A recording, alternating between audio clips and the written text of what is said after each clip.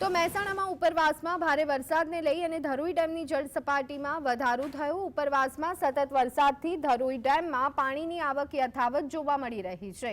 Dam 66% ભરાયો છે। હાલ ડેમમાં 7778 ક્યુસેક પાણીની આવક છે। ડેમની જળ સપાટી 612.46 ફૂટે પહોંચી ગઈ છે।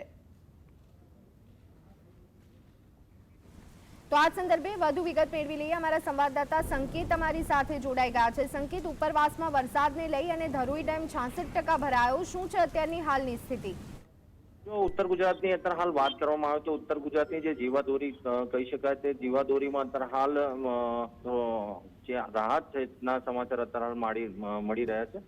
ઉપરવાસમાં ઉદયપુર સહિતના જે વિસ્તારો છે તે વિસ્તારોમાં અત્યારે હાલ વરસાદની ઝાપટાના કારણે અત્યારે હાલ જે ખાલી પડેલો ધરોઈ ડેમ હતો તે આવનારા સમયમાં સંપૂર્ણ રીતે ભરાઈ જાય તેવી શક્યતાઓ નકારી શકાય તેમ નથી। અત્યારે હાલ 66% જેટલું વરસાદી પાણીના કારણે અત્યારે હાલ ધરોઈ ડેમ છલકાયો છે।